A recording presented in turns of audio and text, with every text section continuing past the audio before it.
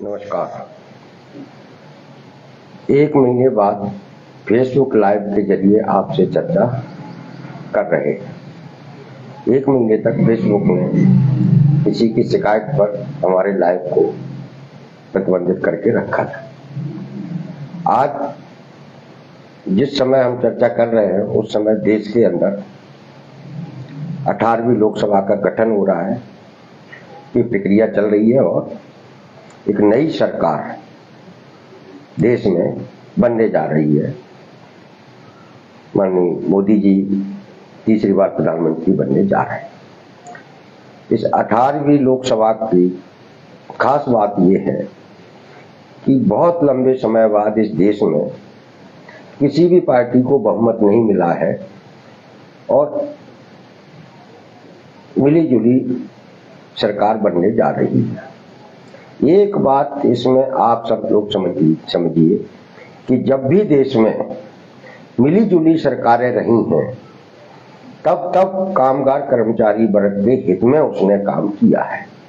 पिछले 10 साल में देश में एक मजबूत सरकार थी, बहुमत वाली सरकार थी, जिसने पूरे सरकारी सेक्टर का निजीकरण किया, कंपनियों के हवाले पूरा सरकारी सेक्टर कर दिया, दिल्ली केंद्र से लेकर राज्यों तक। मध्य प्रदेश में आप लोग इसको देख रहे हैं। इसलिए इस बार जनता ने भी अपने अपने राज्यों में किसी भी एक पार्टी को बहुमत नहीं दिया और जनता का स्पष्ट संदेश है कि सरकार जितनी कमजोर रहेगी उतना हमारे लिए फायदेमंद रहेगा। हम उम्मीद करेंगे कि बनने वाली केंद्र की सरकार अपनी उन नीतियों को बदलेगी जिन नीतियों में रोजगार नहीं है, रोजगार में सुरक्षा नहीं है और सम्मानजनक वेतन नहीं है। केंद्र अगर अपनी नीतियों को बदलता है तो राज्यों को भी अपनी इन नीतियों को बदलने के लिए मजबूर होना पड़ेगा। मध्य प्रदेश में हम लोग पिछले 2-2.5 साल से जो संघर्ष कर रहे थे वो संघर्ष भी हमारा इन्हीं मुद्दों को लेकर था। पहला रोजगार में सुरक्षा, दूसरा सम्मानजनक वेतन और तीसरा सरकारी सेक्टर में जो कर्मचारी जिस विभाग में जिस पद पर काम कर रहा है उसी विभाग में एक अलग से कैडर बनाकर उसका संविलियन किया जाए जिससे उसके रोजगार में सुरक्षा आ सके। क्योंकि मध्य प्रदेश में पिछले 10, 12, 15 साल से न्यूनतम वेतन रिवाइज नहीं हुआ था तो हमारी लड़ाई न्यूनतम वेतन रिवाइज कराने की भी थी। न्यूनतम वेतन रिवाइज होगा तभी हमारे कर्मचारियों का, आउटसोर्स कर्मचारियों का, अस्थायी कर्मचारियों का वेतन बढ़ेगा। इस मांग को पूरा कराने में हम लोग विधानसभा चुनाव से पहले सफल हुए। श्रम विभाग ने एक न्यूनतम वेतन रिवाइज का प्रस्ताव दिया और सरकार ने भी उसे नोटिफिकेशन जारी करके उसको लागू भी किया। 1 महीने हमारे आउटसोर्स कर्मचारी, कारखाने के कर्मचारी, प्लांटों के कर्मचारी बढ़ा हुआ वेतन ले लिए। लेकिन भारतीय मजदूर संघ से संबंध एक एसोसिएशन ने इस बड़े न्यूनतम वेतन रिवाज पर हाई कोर्ट में गई और वहां से स्टे मिला और हमारा बढ़ा हुआ वेतन लटक गया है। अभी हमारे पास कई जगहों से फोन भी आ रहे हैं, मैसेज भी आ रहे हैं कि इस महीने जो तनख्वाह इनको मिली है, खास करके सहकारी बैंकों में, केंद्रीय ग्रामीण बैंकों के लोगों के फोन आ रहे हैं कि उनके यहाँ रिकवरी भी पिछले महीने जो बढ़ा हुआ वेतन मिला था उसकी रिकवरी कर ली गई है। जहां जहां भी बढ़ा हुआ वेतन मिला है वहां रिकवरी का खतरा है क्योंकि कंपनियां इतनी निर्दयी हैं कि वो कामगार को, कर्मचारी को उसका वाजिब दाम नहीं देना चाहते और इसीलिए वो लंबे समय से हमारा आर्थिक शोषण कर रही थी। इसमें सरकार, श्रम विभाग सबकी मिली भगत थी। और आज भी आपने देखा होगा कोर्ट का स्टे सुबह मिला, शाम को श्रम विभाग पत्र निकाल देता है कि अब पहले की तरह ही न्यूनतम वेतन मिलेगा, बढ़ा हुआ वेतन नहीं मिलेगा। और जैसे ही श्रम विभाग ने पत्र निकाला वैसे ही कलेक्टरों ने भी अपने यहाँ पत्र निकाल दिया। इतनी जल्दबाजी प्रशासन और सरकार की तरफ से की गई वह भी चिंता का विषय है। हालांकि जब जब मजदूरों के हित में कोई फैसला होता है, कामगार कर्मचारी वर्ग के हित में जो फैसला होता है, उस पर अमल करने के लिए, उसे लागू कराने के लिए हम कुल सैकड़ों की संख्या में ज्ञापन देने पड़ते हैं, धरने प्रदर्शन करने पड़ते हैं, तब भी कोई अधिकारी श्रम विभाग से उन पर अमल नहीं करता है। जब आंदोलन तीखा हो जाता है, आंदोलन व्यापक हो जाता है, तब जाके उसमें थोड़ा बहुत पत्राचार के रूप में अमल होता है। इससे आप समझ सकते हैं कि पूरा सिस्टम, पूरी सरकार, न्यायालयीन, श्रम विभाग सब जो है कंपनी मालिकों, फैक्ट्री मालिकों के हित में काम कर रहे हैं। इसलिए 10 साल बाद बढ़ा हुआ न्यूनतम वेतन उसको रोक दिया गया है। यह आप लोगों के साथ बड़ा अन्याय हुआ है। हम लोग, क्योंकि हमारे आउटसोर्स कर्मचारी जो हैं उनके साथ कई तरीके की समस्या है, उसमें कई तरीके के लोग हैं। एक वो लोग हैं जो नेताओं के द्वारा लगवाए गए हैं, दूसरे कंपनियों के द्वारा रखे गए लोग हैं। इसलिए उन पर जब भी ये लोग संगठित होते हैं तो उनके ऊपर एक दबाव आ जाता है। दबाव आ जाता है तो वो संगठित नहीं हो पाते, लेकिन उसके बावजूद भी टुकड़े टुकड़ों में भी सही अब ये लोग संगठित होने लगे हैं तो निश्चित रूप से कोई न कोई बेहतर रास्ता निकलेगा। अब कंपनियां हमारे साथ अन्याय क्यों कर रही हैं? कंपनियां इसलिए अन्याय कर रही हैं कि अन्याय की शुरुआत सरकार ने की है। सरकार के विभागों में काम करने वाला जो ग्राम पंचायतों का कर्मचारी है, जो लाखों की संख्या में है, उसे सरकार खुद ही 2000, 2500, 3000 रुपए दे रही है। हमारे स्कूलों में काम करने वाला जो अंशकालीन है, भ्रष्ट है, क्लास 4 का है, उसको वो 4000, 5000 दे रहे हैं। सालों से उनकी तनख्वाहें नहीं बढ़ाई है। तो जब सरकारी विभागों के अंदर सरकार ही खुद अन्याय कर रही है, जिनको सरकार पैसा देती है, तो सरकार उन कंपनियों से न्याय की उम्मीद कैसे की जा सकती है?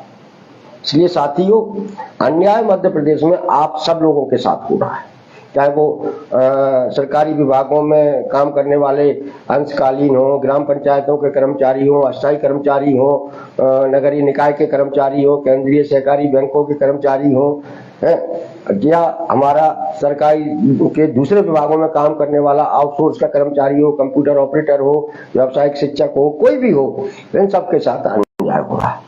हमने ऑल डिपार्टमेंट आउटसोर्स अस्थायी अंशकालीन अस्थायी कर्मचारी संयुक्त मोर्चा बनाकर एक मंच तैयार करने की कोशिश की है कि इस मंच पर आकर सारे अन्याय के शिकार जो हमारा कर्मचारी है वो एक साथ आकर अपनी बात करे, जिससे सरकार को ये एहसास हो, सरकार को ये दबाव बने कि, और वो ये सोचने पर मजबूर हो कि ये लोग संगठित होने लगे हैं, एकजुट होने लगे हैं, अब इनके साथ हमें ज्यादा दिन तक अन्याय नहीं कर सकते और वो न्याय करने की दिशा में आगे बढ़ेंगे। न्यूनतम वेतन रिवाइज भी इसी डर के मारे हुआ है। तो साथियों, हम लोग लगातार ये प्रयास कर रहे हैं कि अलग अलग विभागों का जो कर्मचारी है, और सबसे बड़ा अन्याय कहाँ है मालूम? सबसे बड़ा, सबसे ज्यादा अन्याय हो रहा है स्वास्थ्य विभाग के अंदर।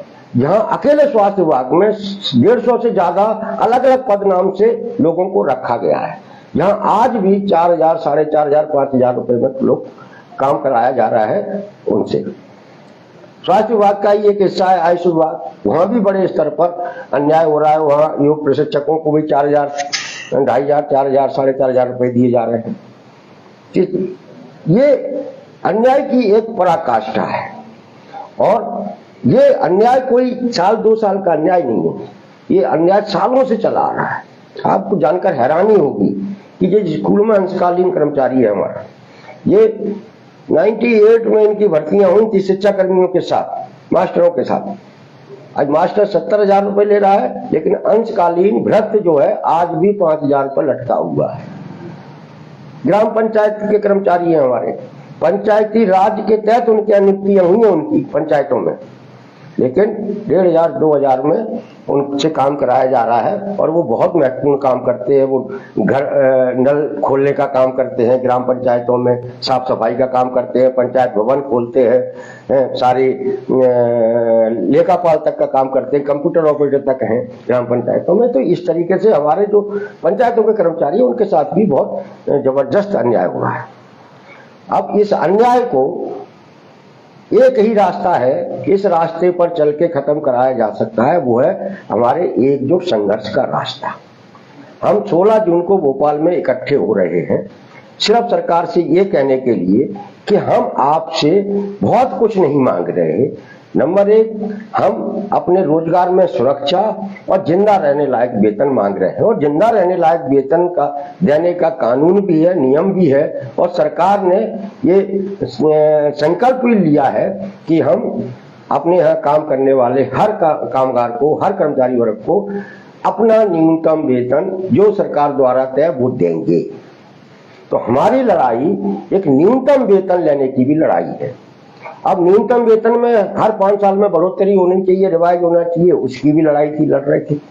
तो साथियों, अब कई विभागों में तो न्यूनतम वेतन नहीं मिलता, जैसे मैंने नाम लिया, अंशकालीनों को, ग्राम पंचायतों के कर्मचारियों को, हमारे योग प्रशिक्षकों को, हमारे तमाम सारे जो और क्लास 4 के कर्मचारी हैं जो सरकार के अलग अलग स्कीमों में काम करते हैं, उनको न्यूनतम वेतन भी नहीं मिलता। एक सरकार ने तय कर दिया कि आपको 3000 मिलेंगे तो 3000 मिल रहे हैं, 4000 मिलेंगे तो 4000 मिल रहे हैं।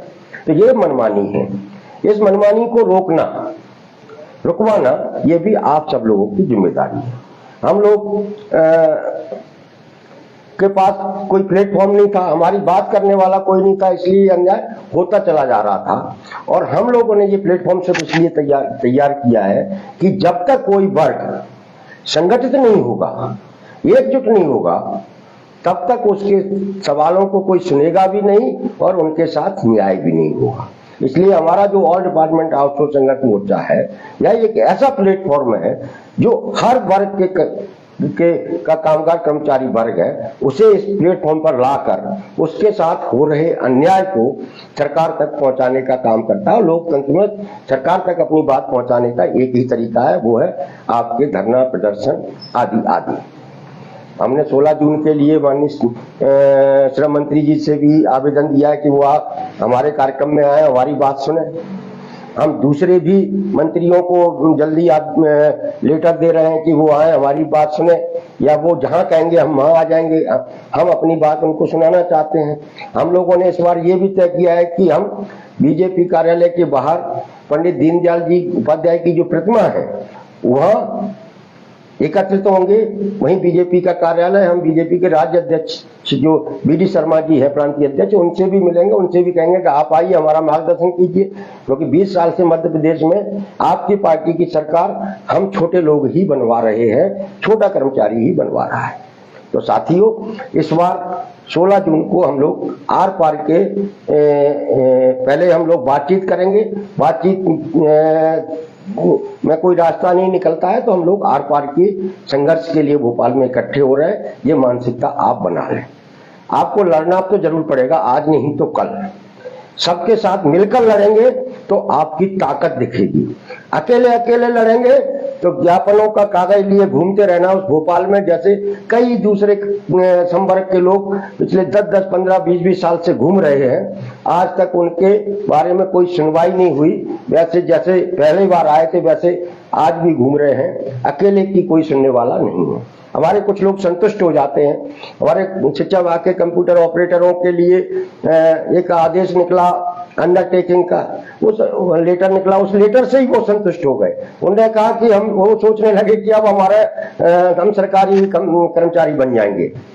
हालांकि उसकी सच्चाई ये है कि उसको डीपीआई ने भी उसे गंभीरता से नहीं लिया है, लेकिन चूंकि उस लेटर ने हमारे शिक्षा विभाग के कंप्यूटर ऑपरेटरों के अंदर एक संतुष्टि का भाव पैदा कर दिया है, वो शायद संघर्ष के रास्ते से दूर जाने का प्रयास कर रहे हैं। मैं उनसे भी आग्रह करूंगा कि वो भी 16 जून को आए, क्योंकि ये आउटसोर्स प्रथा जो अब तक की सबसे अन्यायकारी प्रथा है, उसको समाप्त कराने का संघर्ष है, जिसे हम लोग 2-2.5 साल की मेहनत के बाद चर्चा में ला पाए हैं। अब सारी चुनावी प्रक्रियाएं खत्म हो चुकी हैं। हम अगर अभी से सक्रिय होंगे तो आने वाले दिनों में, कुछ ही महीनों में हम एक बड़ी जीत की तरफ बढ़ेंगे और एक बड़ी जीत हासिल करने में सफल होंगे। तो साथियों, आप 16 जून को आने की तैयारी करें। लड़े बगैर न पहले कुछ मिला है न भविष्य में कुछ मिलेगा। इसलिए साथियों, संघर्ष ही एक वो रास्ता है जिस पर आप चलकर अपने जीवन को बेहतर बना सकते हैं। इसी के साथ आप सब लोगों से आज की बातचीत